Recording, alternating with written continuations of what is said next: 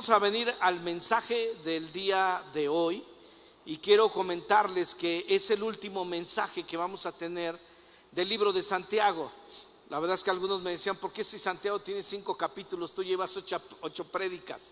La verdad es que pudieron haber 20 o 30, dejamos muchos temas ahí en el tintero, porque Santiago nos habla de muchos temas como la lengua y cómo controlar la lengua. Necesitamos controlar nuestra lengua. También Santiago nos habla acerca de los conflictos raciales, cómo tratar ese tema. Nos habla acerca de la política, nos habla acerca de la gente rica y próspera, pero también nos habla acerca de las dificultades familiares, nos habla de la tentación, nos habla del pecado, cuál es la perspectiva de Dios. Y algún día regresaremos con otra serie tocando esos temas que me faltaron. Pero el día de hoy pues vamos a terminar con la serie y quisiera solamente hablarles un recordatorio de los 7 mensajes anteriores con una sola frase. En el primer mensaje hablamos acerca de que todos tenemos fe, pero hay que desarrollarla.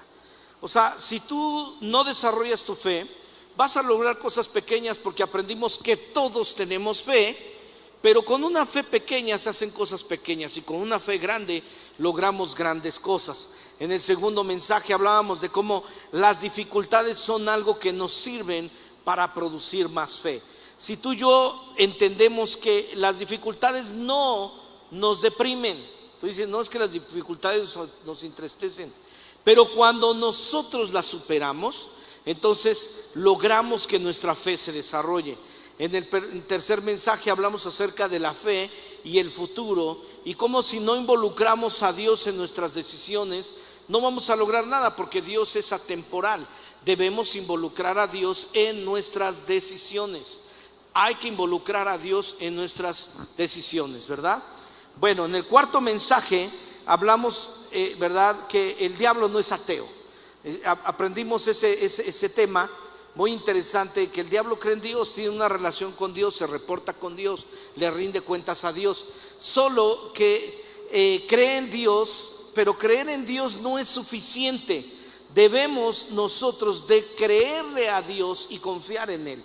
Son dos cosas muy distintas. Tú sales a la calle, la gente va a decir, oh sí, yo creo en Dios, pero es muy diferente creerle a Dios lo que dice en su palabra, y sobre todo abandonarnos en confianza, en decir, Dios, adelante, yo te confío toda mi vida, no importa por dónde vaya.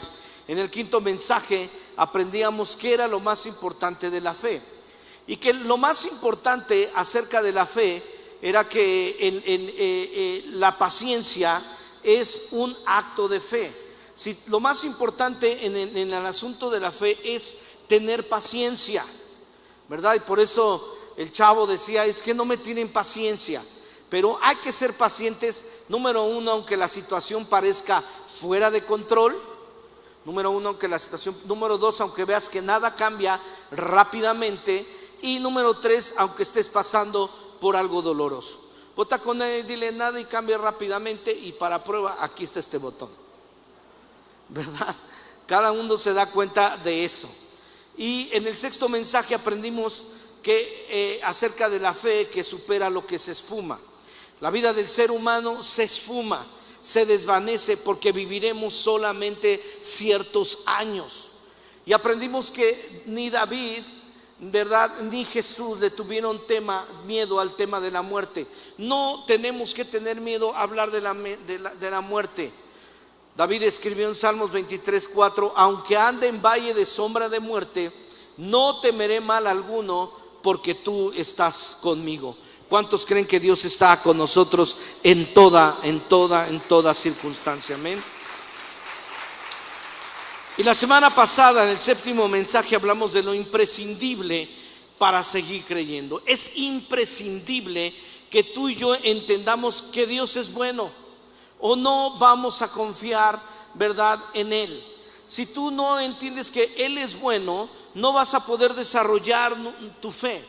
Y leímos un versículo de la palabra que está en el libro de los Salmos, en el capítulo 34, lo vimos en 2 versiones. Gustad y ved. O sea, si yo no lo pruebo, si no pruebo a Dios y si no veo a Dios que Él es bueno, ¿verdad? Gustad y ved que es bueno Jehová, dichoso el hombre que confía en Él. Otra versión dice, temed a, bueno, sigue el versículo, temed a Jehová vosotros sus santos, pues nada falta a los que tenemos, a los que le temen. Si tú eres alguien que sabe que Dios es bueno, nada te va a faltar en la vida. ¿Cuántos le dan un aplauso de reconocimiento a nuestro Dios? Entonces, hoy vamos a cerrar con el primer tema que trata Santiago. Santiago en el capítulo 1 lo primero que hace es saludar. Hola, soy Santiago. Inmediatamente, pum, les tira duro así a la yugular y les dice, ¿verdad? Que tengan, hermanos míos, tened por sumo gozo cuando se hallen en diversas pruebas. Lo primero que este hombre trata es la importancia de tener gozo en las diferentes pruebas. Dice tener por sumo gozo. Digan conmigo sumo gozo. ¿Sabes qué es el sumo gozo? Es el máximo gozo. Santiago nos está diciendo, si te vas a gozar en grande por algo, es cuando tengas pruebas. ¿Sabes a quién se le ocurre dar un mensaje así en la Biblia? Y sobre todo, ¿en qué momento, en qué época? ¿Qué época estaba viviendo Israel, que le está escribiendo a las iglesias Santiago, tanto a las gentiles como a las judías, en un tiempo donde Roma era un imperio y les estaba pisando la cabeza? Tenían el tacón de Roma sobre ellos. No solamente eso, pero había destruido por completo su templo. El templo que Herodes había construido, ya lo habían destruido. Quisieron hacer una semejanza al de Salomón, no pudieron llegarle porque estaba cubierto completamente de oro, pero lo agrandaron y lo hicieron muy bonito. De hecho, cuando alguien va a Israel, se tiene la oportunidad de ver ahí las piedras, los muros, todavía están las murallas, y es increíble lo que nosotros podemos ver. Y eso fue destruido en esa época. Le escribe a una iglesia que está dispersa por todo el mundo y que además algunos han muerto a filo de espada, otros más han sido sacrificados, y él se debe decirles, miren, ahorita que estamos pasando por esto, es tiempo de gozarse. Yo siento que es un mensaje que cuesta trabajo, que penetra la mente y al corazón. Pero no solamente Santiago lo dice, Santiago hace referencia a Job. ¿Se acuerdan que Santiago todo el tiempo está hablando de Job? Y Job en el capítulo 6, en el verso 9, nos dice algo que nos va a bajar los fusibles. Dice Job 6, 9 y 10: si Dios se decidiera a destrozarme por completo, a descargar su mano sobre mí y aniquilarme. Ojo acá, aún así, todos digan conmigo, aún así. Volta con alguien y dile, aún así, me quedaría este consuelo, esta alegría en medio de mi implacable dolor. Siento que no estamos leyendo bien. ¿Te estás dando cuenta de lo que está diciendo? Di conmigo, esta alegría en medio de mi implacable dolor. Por eso este mensaje se llama gozo y paz en medio de las tribulaciones. Imagínate, Job está diciendo, yo voy a tener alegría en medio de mi implacable dolor. El dolor es implacable, pero ¿sabes qué? Mi alegría es más. ¿Por qué? Porque no he negado las palabras del Dios Santo. Yo puedo mantenerme en una implacable alegría porque yo no he negado que Dios tiene promesas sobre mi vida. Yo puedo tener una implacable, en medio de implacable dolor, puedo tener alegría porque yo creo en las palabras de Dios. Y la palabra de Dios no miente, y por lo tanto, dice Job, yo puedo tener alegría. ¿Cuántos le dan un aplauso al Señor? Cuesta trabajo. Entonces fíjate que ahorita estamos aplaudiendo, pero todavía no nos cae al corazón. Entonces Santiago les está diciendo, yo les pido que todo esto que están viviendo sea motivo de gran gozo. En otras palabras, alégrense. Oye, Santiago, pero están matando a la gente a fila de espada. Alégrate. Oye, pero nos están persiguiendo y todos estamos huyendo. Hemos tenido que dejar la comodidad de nuestras casas. Y Santiago les dice, es tiempo de tener una gran alegría. A ver, que a mí me digan, esta gente de qué está hecha, qué rayos les dieron de comer, porque piensan de una manera diferente. O qué es lo que no hemos entendido. Voltea con él y dile, ¿qué es lo que no he entendido? ¿Qué es lo que no has entendido? Porque como que no te alegras. Voltea con él y dile, alégrate. Ahora dile, que tu cara me diga que estás alegre, porque solo me lo dicen tus palabras. Era el tapabocas, ¿verdad? Pero sí estás bien alegre. Entonces Job está diciendo, me regocijo en un dolor inquebrantable. En esta situación, aún así, yo tomo la decisión de regocijarme. Di conmigo, es una decisión. Él está tomando una decisión de alegrarse. José es otro caso. Todos conocemos el caso y las historias de José, pero quizá no te habías detenido a pensar en esto. José es un niño mimado. Es un niño que el papá le regala una túnica porque lo había tenido en su vejez. Entonces lo quería mucho al Joseph, ¿no? Al José. Y le regala su túnica de colores. Él solo platica de sus sueños, ni siquiera los interpreta. Le dicen, oigan hermanos, tuve este sueño. Papá, mamá, tuve este sueño. Y ellos interpretaron el sueño a su manera. Y él dijo, pues no sé qué significa, solo les estoy platicando que tuve un sueño. Los hermanos se enojan y ¿qué hacen? Lo quieren matar. Pero el mayor, el Rubén, cae en entendimiento y dice, ¿sabes qué? No hay que matarlo. O sea, tampoco seamos asesinos de hombres. Pero lo que sí vamos a hacer es que vamos a matar un animal y vamos a ensangrentar la túnica de él y se lo vamos a llevar a papá. Y aquí dejamos a este así en la cisterna. Ya si se muere, pues nosotros no lo matamos. Se murió. Y entonces resulta que tú sabes que lo venden a los esclavos, como esclavo a Potifar, etcétera, etcétera. Pero lo que quiero decirte es, ¿qué hombres tan desalmados? Yo no sé si podría tener el valor de ir con mi papá, de ir con mi mamá y hacerle creer que uno de mis hermanos murió y enseñarle la sangre y decirle que una bestia se lo tragó. Imagínate los traumas. Quizá el papá en algunas ocasiones tuvo pesadillas imaginándose y cómo lo habrá tragado esa bestia. Quizá lo desgarró primero un brazo o la cabeza. ¿Qué le hizo? ¿Cómo estuvo y cómo lo encontraron ellos? Con ese trauma ellos se atrevieron a dejarlo toda la vida así.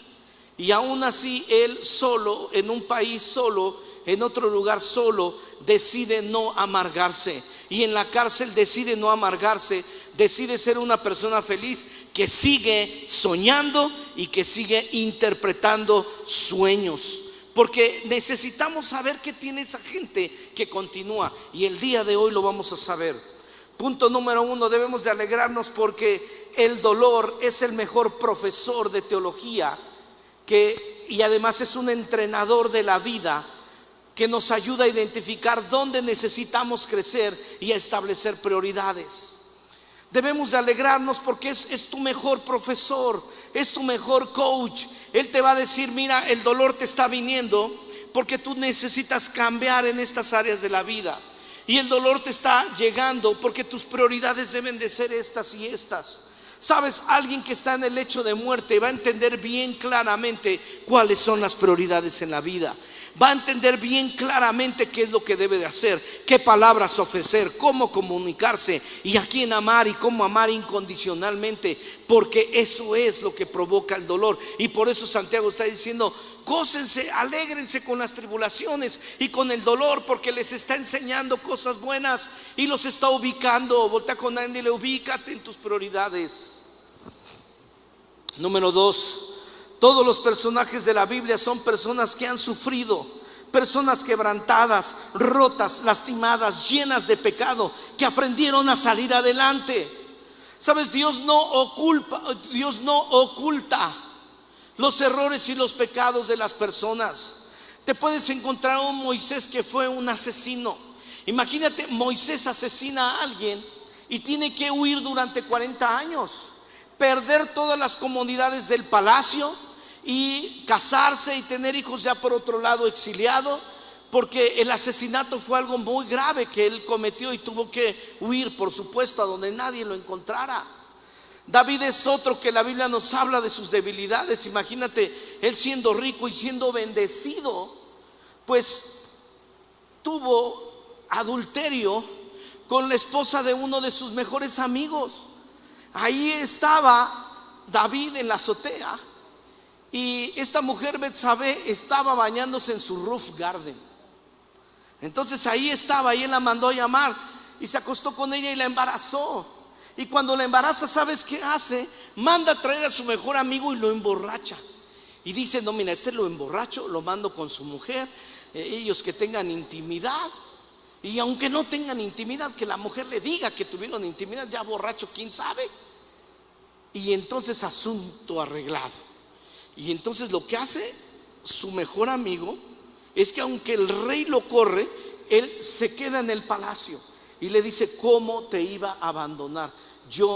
Para mí tú eres más importante que mi misma familia, tengo que cuidarte, es mi responsabilidad.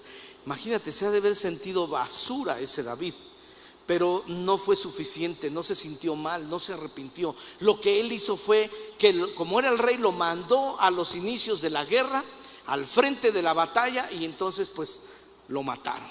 En la misma mano llevaba el recado, pero era tan leal Urías Eteo que nunca abrió el recado. Si no se hubiera dado cuenta que lo estaban mandando al frente de la guerra. Y Dios no oculta esas debilidades y esos pecados. Sara, por ejemplo, luchó contra la infertilidad, y la Biblia nos muestra el dolor y sufrimiento de que ella no podía tener hijos, ¿verdad? El mismo David tuvo un suegro que intentaba matarlo. Imagínate que tu propio suegro quiere matarte. Hay algunos así, ¿verdad? Por aquí. María Magdalena estaba endemoniada y Pablo tenía un antecedente de asesinatos que lo atormentaban continuamente todo el tiempo. Entonces la Biblia no esconde las debilidades para que tú y yo podamos identificarnos y saber que si ellos salieron adelante, tú y yo también podemos salir adelante. ¿Cuántos creen que podemos salir adelante de cualquiera que sea nuestra situación si tenemos a Dios de nuestro lado? En tercer lugar, Santiago, Pablo, Job nos mandan a alegrarnos porque las oraciones más sinceras y los momentos más profundos de intimidad con Dios no se producen en un culto tradicional, pero dan lugar en la batalla espiritual.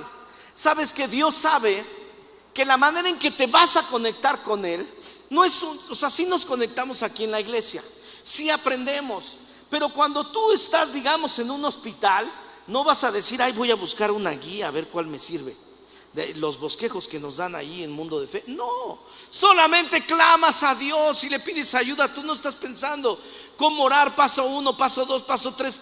De lo más profundo de tu corazón sale esa oración y esa conexión.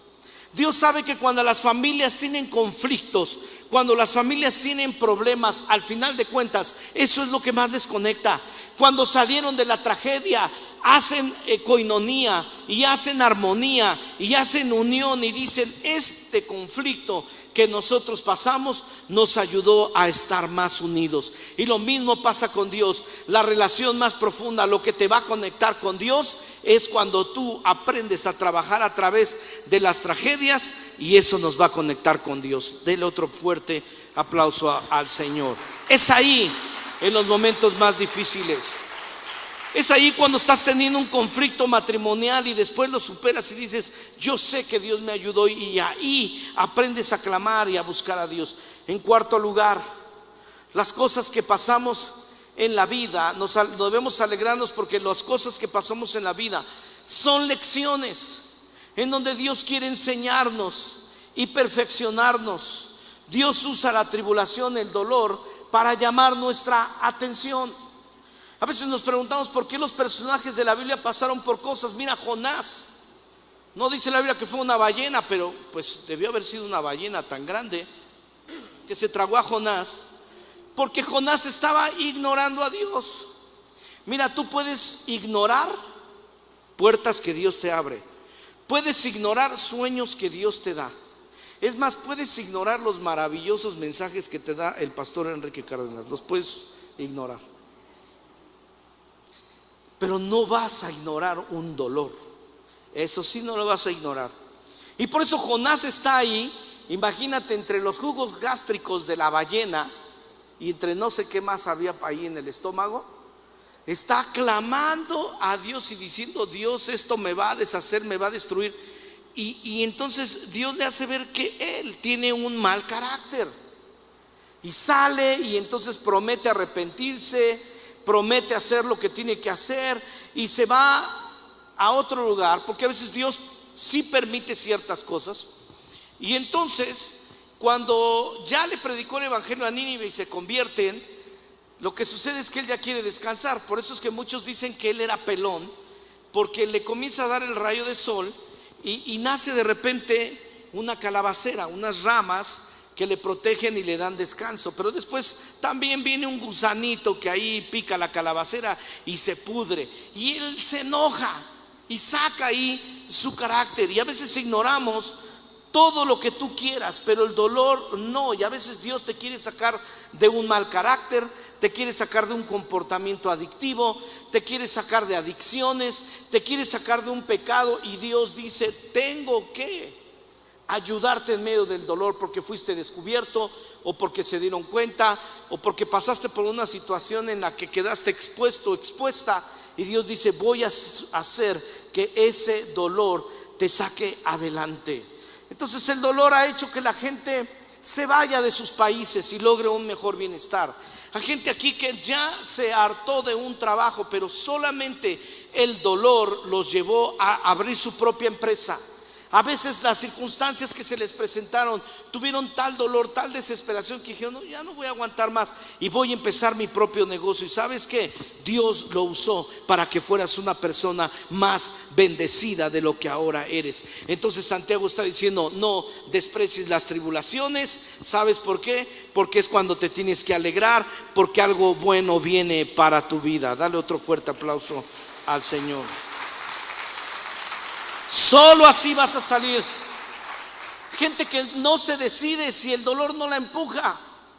Número 5, crecer duele. Hemos aprendido que las adversidades hacen crecer nuestra fe. Por eso Santiago nos instruye a gozarnos. Di conmigo: crecer duele, ¿verdad? Y a veces nosotros nos dolemos de cosas y creemos que estos temas no deberían de hablarse en la iglesia porque nos desaniman. No, al final de cuentas nos alientan.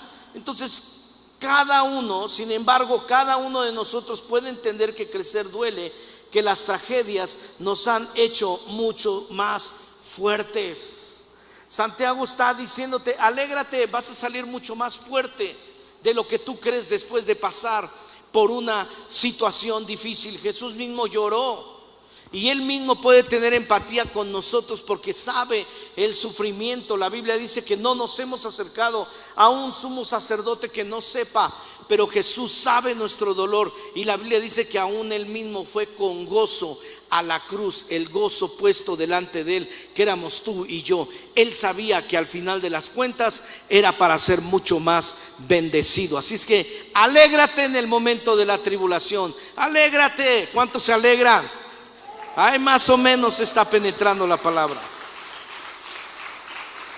Sigamos, punto número 6. Estamos aprendiendo: ser feliz, tener gozo y paz es una habilidad que se aprende en medio del dolor, ¿verdad? Ser feliz es algo que se aprende, no es un estado. Es que la gente que es feliz porque pues ya llegó a una meta. No, no es cierto, se aprende, ¿verdad? El apóstol Pablo escribió en Filipenses capítulo 4 verso 11: pues he aprendido, di conmigo, he aprendido. Pues he aprendido a contentarme, cualquiera que sea mi situación. ¿Cómo debemos de contentarnos? Cualquiera que sea nuestra situación. Porque me gusta la palabra contentarse, porque nos habla no de un estado, sino nos habla de una decisión. Si me enojo, pero he aprendido a contentarme. Y es que mira, uno debe de aprender, es una habilidad aprendida. no es una situación, ni una condición, ni una meta.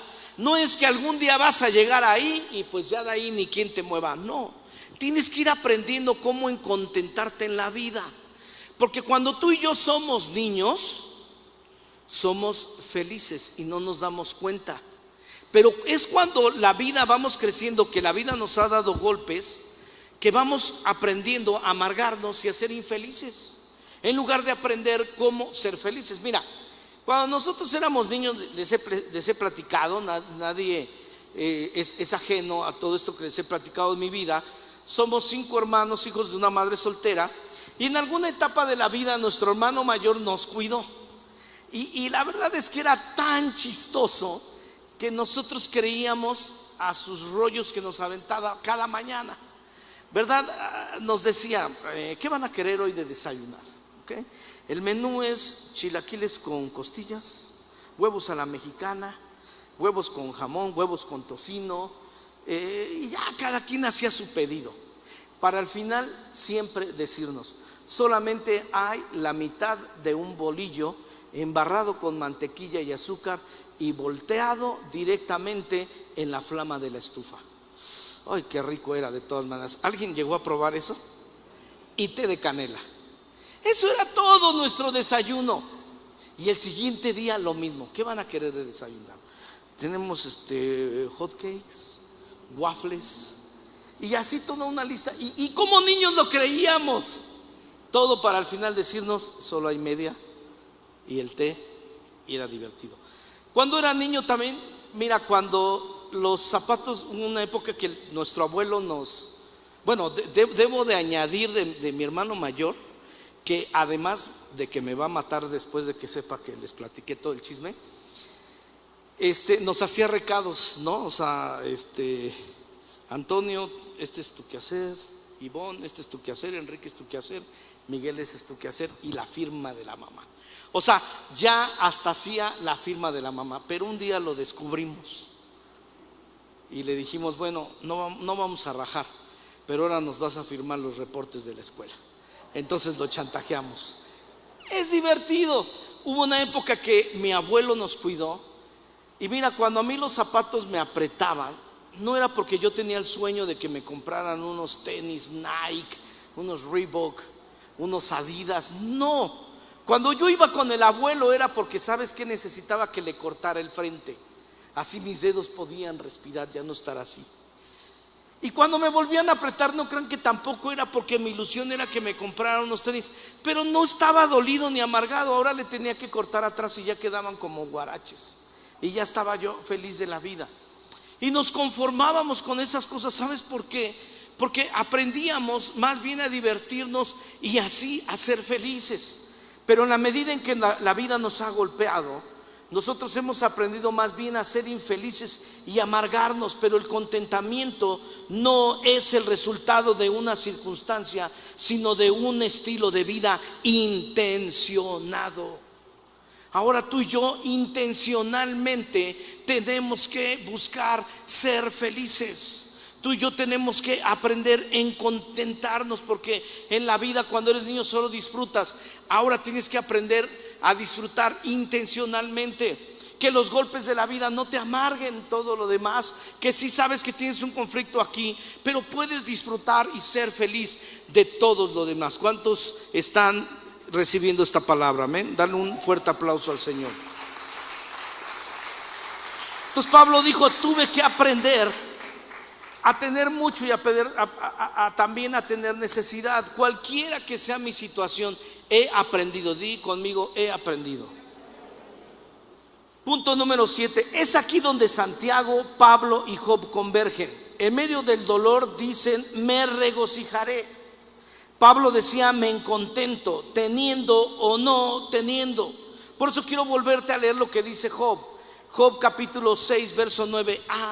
Si Dios se decidiera a destrozarme por completo, a descargar su mano sobre mí y aniquilarme, aún así, di conmigo, aún así me quedaría este consuelo. ¿En qué se consolaba Job en medio de su dolor?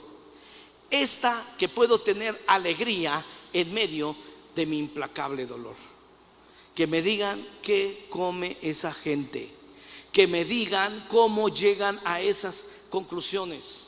Porque Él dice: no he negado las palabras del Dios Santo. Cuando tú no niegas las palabras del Dios Santo, cuando permanecen en ti sus promesas, tú sabes que puedes tener una actitud de gozo y una actitud de alegría, no por lo que estás pasando en este momento, por lo que sabes que Dios hará en ti. ¿Cuántos le dan un aplauso de gloria a nuestro Dios? Vamos más profundo. Celebrar, tener gozo y paz en medio de la tribulación, es dar una orden al mundo de nuestras emociones antes de que la respuesta llegue. Es que sabes que tú y yo hemos aprendido a vivir por sentimientos, hemos aprendido a vivir por emociones, y no hemos aprendido que la Biblia, ahorita vamos a ver muchos versículos que nos enseñan que nosotros debemos de darle órdenes a nuestra alma, debemos de darle órdenes a nuestras emociones. Mira lo que dice Isaías 54:1: regocíjate, oh estéril. Ay, ¿cómo me voy a regocijar si estoy estéril? Dios dice: regocíjate. La que no daba luz, levanta canción y da voces de júbilo. ¿Quién puede levantar canción y dar voces de júbilo si está deseando casarse y no cae su peor es nada? La que nunca estuvo de parto, porque más son los hijos de la desamparada que los de la casada, ha dicho Jehová. En el verso 2 prácticamente le está diciendo: vas a necesitar muchas recámaras. Ensancha el sitio de tu tienda y las cortinas de tus habitaciones sean extendidas. No seas escasa. Alarga tus cuerdas y refuerza tus estacas, porque te extenderás a la mano derecha. ¿Cuántos reciben esta palabra? Y te extenderás a la mano izquierda, y tu descendencia heredará naciones y habitará las ciudades asoladas. Verso 4. Sí, dele un fuerte aplauso al Señor. Dios dice: alégrate, porque yo voy a dar bendición aún a tus hijos. 4. No temas, pues no serás confundida, y no te avergüences, porque no serás afrentada, sino que te olvidarás de la vergüenza de tu juventud, y la afrenta de tu viudez no tendrás más memoria. Porque tu marido es tu hacedor, Jehová de los ejércitos es su nombre, y tu redentor, el Santo de Israel, Dios de toda la tierra, será llamado. Dios dice: gózate, alégrate, aunque la respuesta no ha llegado. Es que mira, Dios está siendo estratégico. O sea, le está diciendo a una mujer: mira, alégrate, si no, por muy guapa que seas, tu amargura va a hacer que te veas horrible y nadie se va a querer casar contigo. O sea, si alguien está amargado, si alguien está amargada, pues nadie se le va a querer acercar, ¿cierto o no es cierto? Entonces Dios está diciendo: mira, sé una persona feliz y todo el mundo va a querer estar contigo. La Biblia dice: el corazón alegre constituye un buen remedio. Yo por eso me casé, porque siempre traigo una sonrisa que parece que hasta los cachetes me los acaban de bolear. Entonces, si tú no te alegras, obviamente que nadie se va a querer acercar a ti. Y este pasaje nos está diciendo: celebra, gózate, vive en paz. Antes de que la respuesta llegue, tú ya estás celebrando. No sé qué respuesta esperas en tu vida, pero Dios dice: tú tienes que estar celebrando anticipadamente, porque significa que le estás creyendo a Dios que Él lo puede hacer en tu vida. No podemos depender de nuestras emociones, no podemos depender de nuestro estado de ánimo. Si tú vas a adorar a Dios, si tú vas a amar a Dios solamente cuando te ganas la lotería, entonces, ¿qué clase de hijo de Dios eres? Solamente alguien que depende de sus circunstancias y de las emociones. Y Dios dice: tú tienes que ser alguien que aprende a adorarme aún en medio del dolor, en medio de las situaciones difíciles. Tú tienes que aprender a ser una persona alegre y feliz, porque confías y porque tú sabes que vas a adorar, tengas ganas o no tengas ganas, te vaya bien o te vaya mal, has aprendido a madurar, has aprendido a hacer a un lado tus sentimientos y tus emociones y le dices a Dios: tú eres digno de ser adorado, tú eres digno de que yo me congregue, tú eres digno de que yo sea tu discípulo, tú eres digno de que yo me reúna y tú eres digno de que yo viva alegre, porque no dependo de mis emociones. ¿O cuántos dependen de sus emociones? Número 9, la adoración pura se descubre en el dolor, en la escasez, en la tribulación. Santiago, Job y Pablo entendieron la adoración pura. Entonces, no podemos vivir nosotros por nuestras emociones o porque tengamos ganas o no tengamos ganas, porque muchas veces no vamos a tener ganas. No vamos a tener ganas de congregarnos, no vamos a tener ganas de reunirnos, no vamos a tener ganas de leer la Biblia. Y Dios dice: yo quiero lograr esta madurez en ti. Por eso Santiago empieza su mensaje: sí, yo sé todo lo que están pasando, iglesia, y por eso te digo que es tiempo de demostrar que tú no dependes de tus circunstancias, no dependes de tus emociones, dependes de Dios. Dele otro fuerte aplauso al Señor.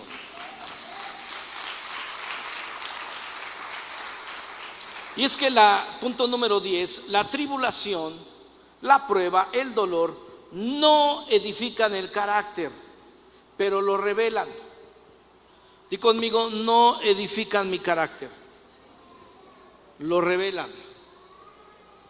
¿Han oído frases como: era una buena persona, pero ganó tanto dinero que se le olvidó y se volvió una mala persona? No, la verdad es que ya era un desgraciado, solo que no tenía el dinero para demostrarlo. ¿Han oído la frase de: el que nunca ha tenido y luego vuelve a tener, loco se quiere volver? No, ya estaba loco, nomás le faltaba el dinero para que lo demostrara. Entonces la pregunta es: ¿qué reacción vamos a tomar en una situación difícil? ¿Qué es lo que nosotros vamos a demostrar en una situación difícil? Que podemos tener paz, que podemos tener gozo. Tanto escasez como abundancia solamente revelan quiénes somos. Hay gente que es déspota cuando tiene. Hay gente que se porta de una manera muy mal cuando tiene. Porque el dinero o la pobreza va a revelar quiénes somos. Hay gente que dice: es que si yo tuviera voy a ser feliz.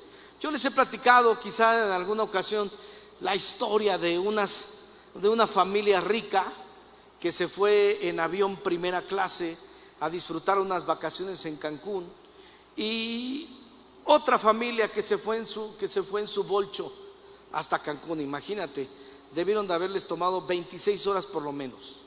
Pero la familia ricachona que se fue en primera clase, o sea, la mujer nunca la tenías contenta con nada. Llegaba a la habitación: pues está bien, pero pues no está tan limpia como yo pensaba. Está muy lindo, o sea, nada le llenaba el ojo. Y el hombre era así un déspota: y tráeme esto, y tráeme el otro, y tráeme aquello, y atiéndeme, que por eso gasté mucho dinero. Pero la familia pobre que partió en su bolchito, imagínense, sin aire acondicionado y ya pasando por Tabasco, llevaban casi la mitad del tiempo. Y entonces ahí en medio del calorón se les descompone el bocho. Y ya descompuesto el bocho, le dice el marido: bueno, ¿quién lo empuja? ¿Lo empujas tú o lo empujas tú, mi amor, cariñito, preciosa? Y la mujer le dice: yo ni sé manejar, maridito bello, hermoso, lindo, cachorrito. Yo empujo y tú le das. Empujaron el carro, no jaló, los hijos ya se estaban deshidratando y deshaciendo y cociéndose en sus propios jugos. Y el marido le dice: pues sácate los sándwiches. Y ya saca los sándwiches la mujer con la servilleta pegada en el jitomate.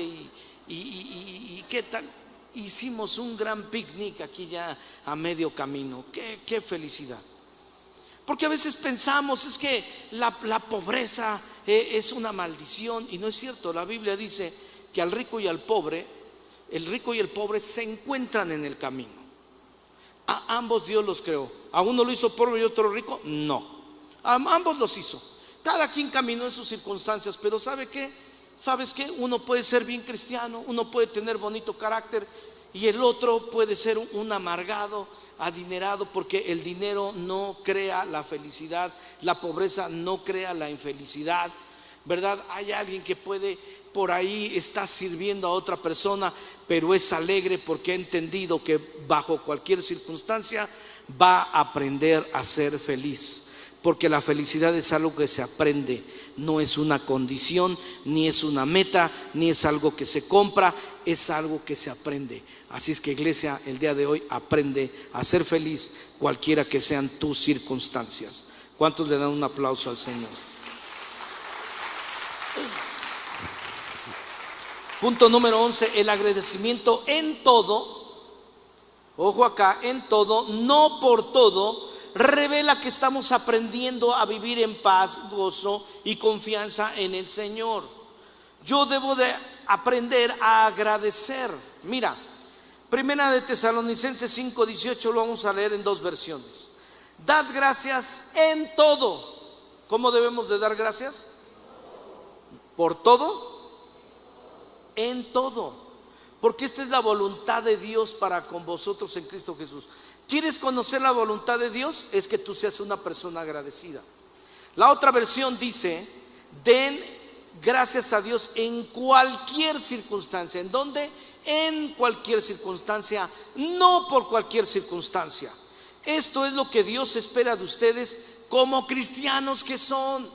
Si tú eres cristiano, lo que Dios espera de ti es que tú seas agradecido en todas circunstancias. Te lo voy a plantear a lo que estamos viviendo el día de hoy. El día de hoy, todos, como digo yo, estamos bajo la misma tormenta, pero en diferentes barcas. Es decir, que el mundo entero está sufriendo la tempestad, la tormenta del coronavirus, pero todos en diferentes barcas. Por ejemplo, en ciertos países europeos y en Estados Unidos, los gobiernos han dado lana per cápita a cada persona. Están en la misma tormenta, pero en diferente barca que las de los mexicanos. Y Dios dice: agradece en medio del coronavirus, no por el coronavirus. Yo no doy gracias por el coronavirus, yo no doy gracias por el cáncer, pero en medio del cáncer puedo dar gracias a Dios, porque hay barcas por las cuales puedo agradecer.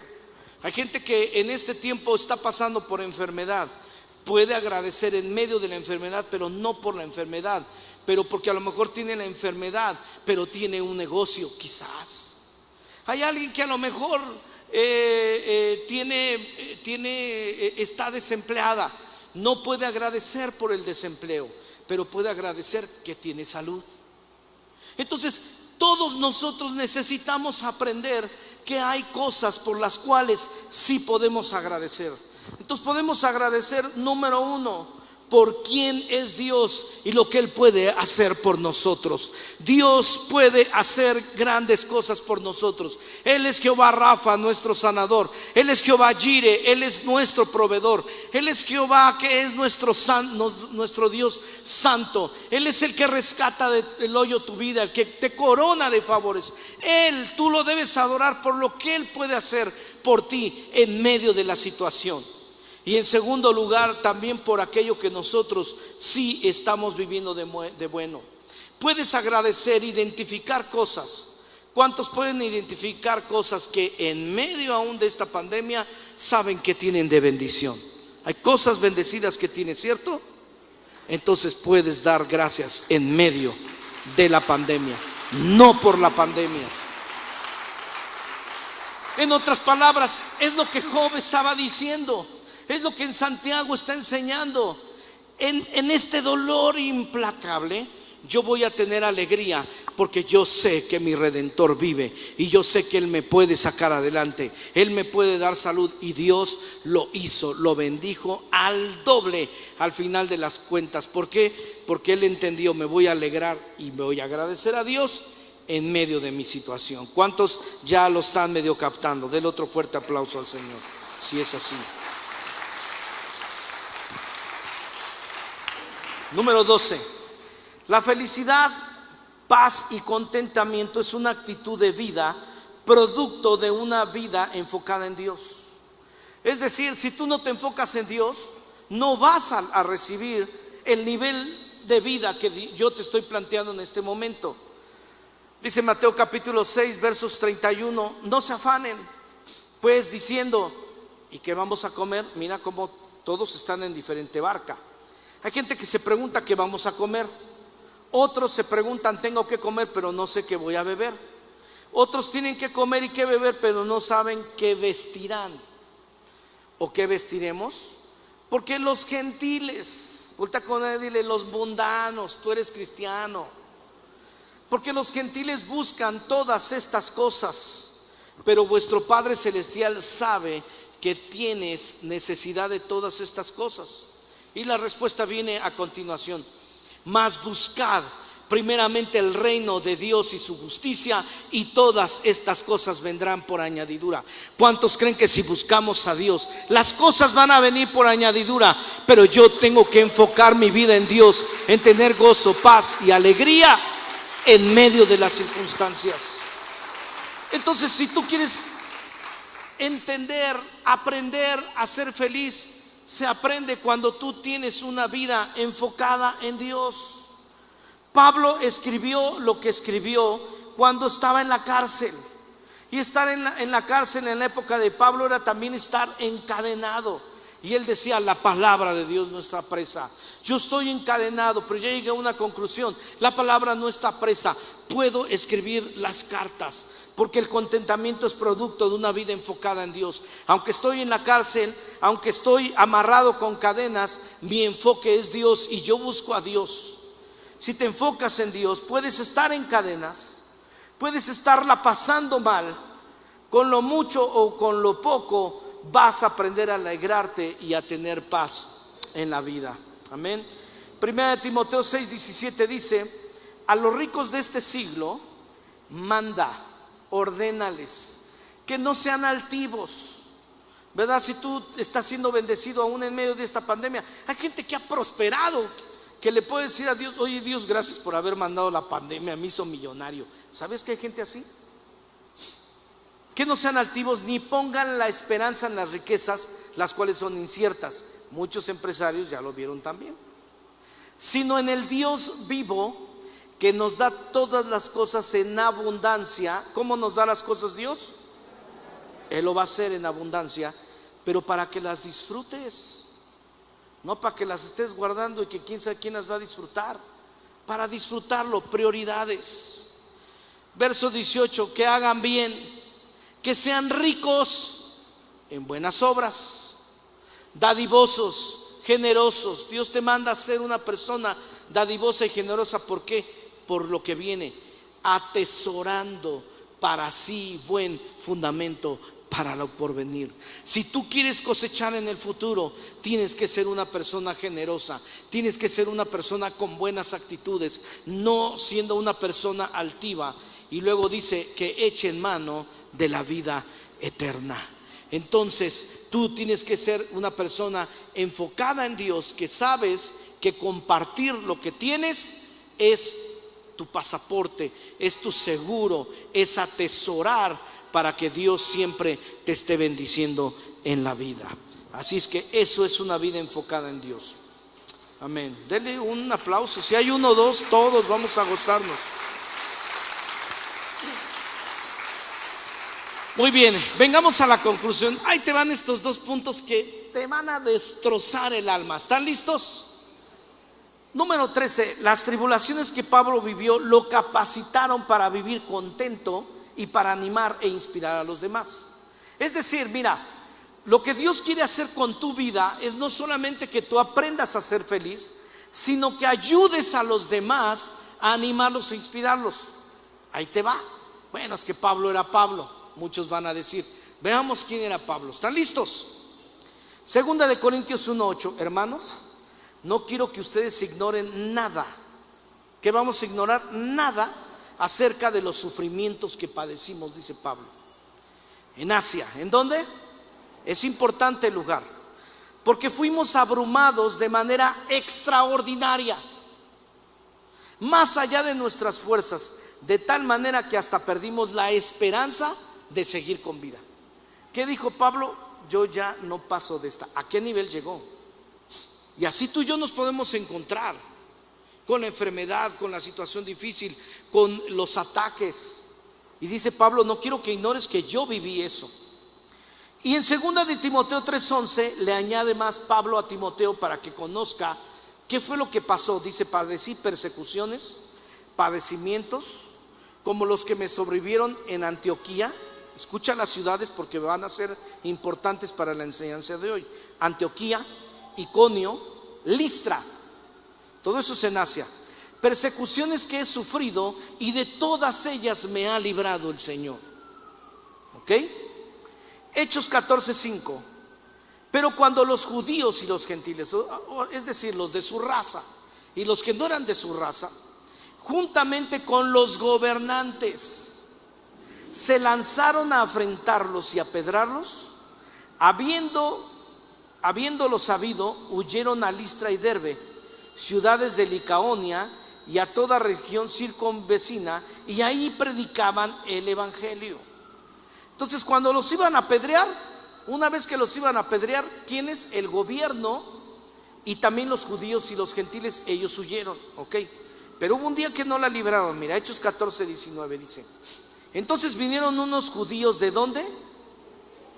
Hoy las ciudades Antioquía, Iconio, que persuadieron a la multitud, y habiendo apedreado a Pablo, lo arrastraron fuera de la ciudad pensando que estaba muerto. Entonces, ojo acá, acuérdate que el gobierno estaba mezclado. Ellos dijeron, mira, él está en Asia, estas ciudades pertenecen a Asia, ya lo apedreamos, a ver, muévelo, se murió. ¿Qué hicieron ellos? Lo arrastraron, lo sacaron de la demarcación para no tener una responsabilidad civil. Dijeron, se murió este. Y ¿sabes qué? La Biblia sí enseña que Pablo murió. ¿Se acuerdan que en otra carta, no hay tiempo de ir, la Biblia dice que él fue al tercer cielo y él dice que vio cosas y todo ese rollo? Yo creo que fue en este momento. Pablo sí se murió. Pero ojo acá, mira, se muere. Verso 20, o sea, el siguiente versículo dice: pero rodeándole los discípulos, se levantó y entró en la ciudad. ¿Cuándo? Mira, tú por poner un clavo quieres descansar una semana. Aquí estamos hablando de que lo apedrearon y lo arrastraron. ¿Y qué hizo él? Al siguiente día, yo me voy con Bernabé para Derbe. ¿Qué hizo cuando se levantó al siguiente día? Verso 21 nos dice: y después de anunciar el evangelio a aquella ciudad y de hacer, ¿cuántos discípulos? Volvieron ¿a dónde? O sea, a donde los habían apedreado, donde lo habían matado. Qué necio. Pero no es todo. A Iconio y Antioquía. ¿Y qué hicieron? Verso 22. De verdad, esto está de locos. Dime qué hicieron. Confirmando los ánimos de los discípulos. No puede ser. ¿Sabes qué hizo Pablo? Lo apedrean en esas ciudades. Se va a otra ciudad a predicar el evangelio al siguiente día. Pero luego se regresa. ¿Y qué hace? Les dice a los discípulos: oigan, a mí fue al que me apedrearon, yo debería de estar desanimado, pero regreso a decirles: anímense, exhortándoles a que permanecen en la fe, no se aparten de Dios, por favor, permanezcan, enfóquense en Dios. Y diciéndoles: es necesario, vuelta con nadie, dile: es necesario que a través de muchas, ¿cuántas? Vuelta con alguien, dile: te faltan un montón, llevas muy pocas. Que a través de muchas tribulaciones entremos en el reino de Dios. Qué gente. A mí que me digan de qué están hechos. Porque mira, la otra gente ni fue apedreada y ya estaba desanimada. La otra gente ni fue arrastrada y ya quería abandonar a Dios. Pablo tuvo que ir a animarlos. Tú y yo tenemos que tener la clase de fe que dice: yo me voy a gozar en medio de mis circunstancias y voy a animar a otros para que permanezcan en la fe y que entiendan que ser feliz es algo que se aprende, te pase lo que te pase. ¿Cuántos le dan gloria al Señor? Proverbios 17:22 dice: el corazón alegre constituye un buen remedio, mas el espíritu triste seca los huesos. Los médicos se sorprenden cuando la gente dice que los médicos dicen, la gente que es feliz sale de las enfermedades. La gente que se truena, se derrumba y se amarga por lo que le está pasando, se le secan los huesos. Ya el corazón alegre en sí mismo constituye un buen remedio. Punto 14 y finales. Dije que los dos últimos puntos estaban de locos. Punto 14. Solo en la intimidad con Dios vamos a poder aprender alegría y gozo. Y es ahí en el altar de Dios donde le podemos dar órdenes al mundo de las emociones. Quiero que con tu bosquejo en mano te pongas en pie conmigo mientras pasa el grupo de alabanza, porque quiero que leamos este versículo juntos. Que lo leas conmigo en voz alta, porque esto es lo último que ya te tiene que cambiar el chip que traes en la cabeza hoy. ¿Están listos? A la cuenta de 3 leemos todos. 1, 2, 3. Entraré al altar de Dios, al Dios de mi alegría y de mi gozo, y te alabaré con arpa, oh Dios, Dios mío. ¿Por qué te abates, oh alma mía? ¿Y por qué te turbas dentro de mí? Espera en Dios, porque aún he de alabarle, salvación mía y Dios mío. Ahora vamos a descifrarlo. Yo siento una unción muy especial esta tarde, y sé que muchos van a ser liberados en este momento. Dice: entraré al altar de Dios. ¿A quién? Al altar de Dios, al Dios de mi alegría y de mi gozo. Por eso es que este mensaje se llama gozo y paz, alegría y paz en medio de la tribulación. Porque el salmista está diciendo: el Dios que yo tengo es un Dios de alegría y un Dios de paz. Pero esa alegría y esa paz solo se puede lograr cuando entro al altar de Dios.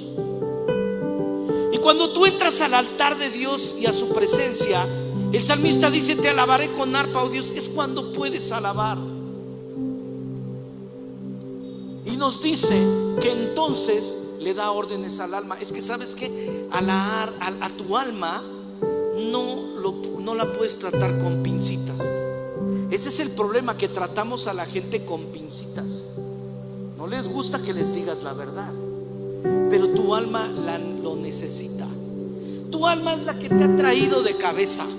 ¿Sabes por qué? Porque el alma es bien desobediente. ¿Sí o no? Tus emociones son bien desobedientes. Se enoja cuando no se tiene que enojar. Se ofende cuando no se tiene que ofender. Y se entristece y se deprime cuando no se debe de deprimir ni entristecer. ¿No es cierto? ¿O no más me pasa a mí?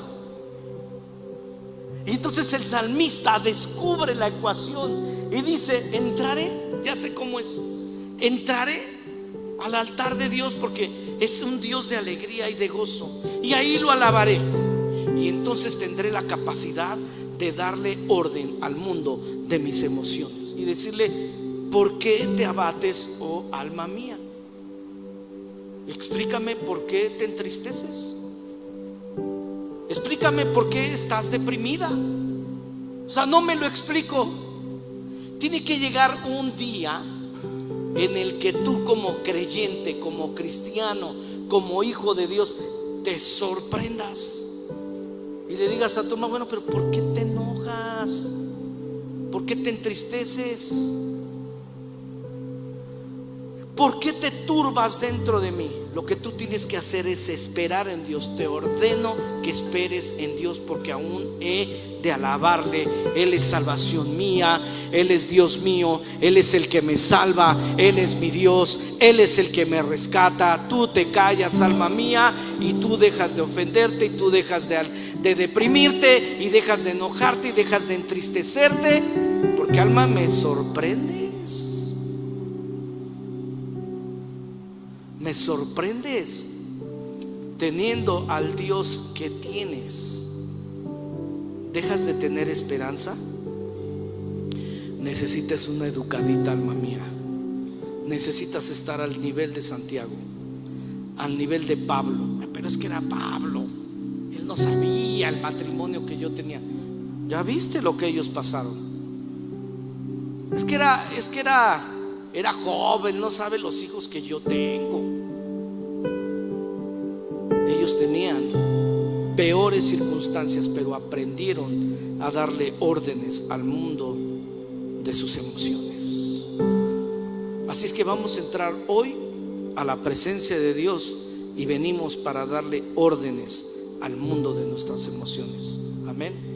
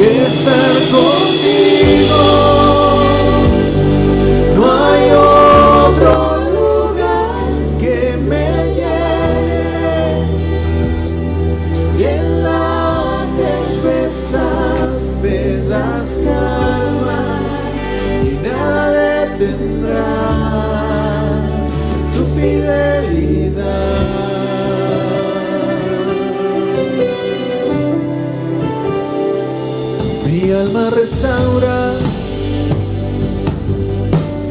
una y otra vez, tu amor me rodea, siempre tú eres fiel, y cuando te hablo, escuchas mi clamor y en ti puedo confiar.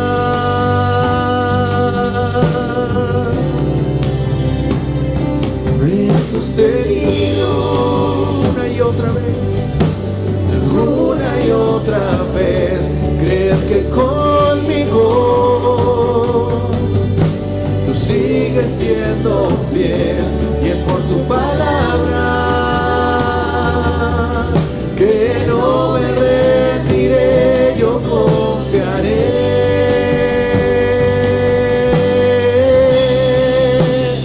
Estar contigo, no hay otro lugar que me llene. En la tempestad me das calma y nada detendrá tu fidelidad. Levanta tus manos y tu voz y díselo. Estar contigo, no hay otro lugar, no hay otro lugar que me llene. En la tempestad me das calma y nada detendrá tu fidelidad.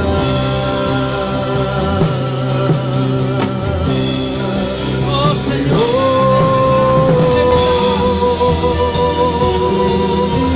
estar contigo, Señor, es lo mejor que nos pudo haber pasado.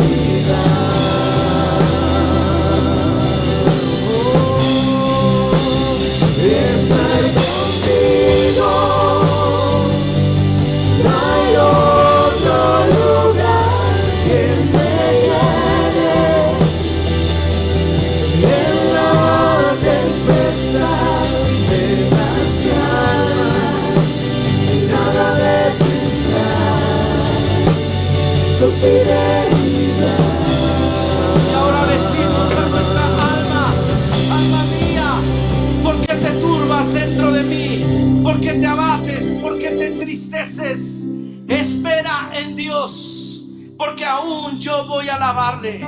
Él es salvación mía, Él es Dios mío. Te ordeno en el nombre de Jesús, alma mía, que no te abatas, que no te deprimas. A ti te doy la orden, alma mía, de que busques el altar de Dios. Él es el Dios de tu alegría, Él es el Dios de tu gozo. No buscaré en las personas la felicidad, no buscaré el dinero la felicidad, no buscaré en la salud, ni siquiera en la salud la felicidad, ni siquiera buscaré en los problemas políticos la felicidad, porque todo eso hace que la gente tenga tristeza, amargura y dolor. Pero yo voy al Dios de mi alegría, al Dios de mi gozo. Tú eres el Dios de mi alegría, tú eres el Dios de mi gozo.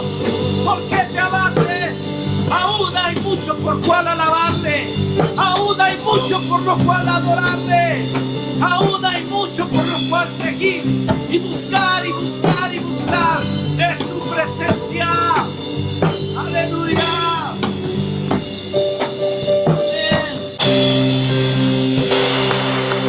Lo importante es que aunque esta reunión se tenga que terminar, tú puedes ir al altar de Dios en tu casa y puedes enfrentar el mañana, puedes enfrentar el lunes, puedes enfrentar el martes y puedes enfrentar diciembre y puedes enfrentar el 2021 y puedes enfrentar el coronavirus y puedes enfrentar cualquier situación y puedes enfrentar el conflicto familiar, matrimonial o con tus hijos, porque tú sabes que tienes un Dios que te salva. El Dios de mi salvación, ese es mi Dios.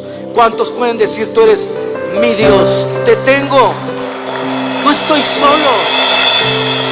Por eso el salmista llega a la conjetura, a la conclusión y dice: ¿por qué le permito a mi alma vivir de esa manera? ¿Por qué se lo permito? Si Él es el Dios de mi salvación, no se lo voy a permitir. Yo quiero animarte a que no le permitas a tu alma entristecerte. Entonces capta cuando tu alma quiera ser rebelde, porque es una rebelde. Capta y date cuenta que tu alma quiere hacer lo que se le pega a su regalada gana. Pero por eso la Biblia nos dice que nosotros debemos de vivir en orden en nuestro espíritu, alma y cuerpo. El alma se sujeta al espíritu y el cuerpo al alma.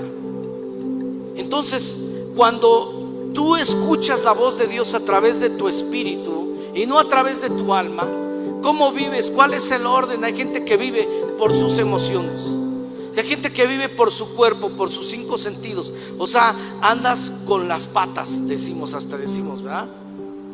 Y no podemos permitir que nuestra vida sea desordenada. Por eso tienes que ir al altar de Dios. Cada día debes ir al altar de Dios, y solamente en el altar de Dios tú vas a salir ahí lleno de alegría, lleno de gozo, lleno de paz, y vas a decir: que el mundo ruede. Yo tengo al Dios de mi salvación.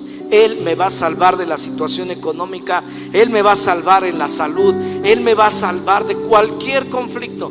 ¿Y sabes qué? No vives estresado, que se enojan contigo, que te dicen. ¿Cuál es el problema? Cánsate de que ya no te importe la opinión de la gente, que te importe la opinión de Dios. Es así. Y entonces cada día puedes enfrentar tu mañana. Amén. Bueno, amén. Denle otro fuerte aplauso al Señor. Nos vamos a despedir con un canto de gozo, recordándoles que la próxima semana tenemos una cita. No se te olvide traer a un familiar, un amigo, porque tenemos todo un equipo de gente que está viajando para bendecirnos. Vamos a ser muy bendecidos. Nos vemos la próxima semana a las 9 y a las 12 del día, si Dios quiere, y nos despedimos con un canto de alegría.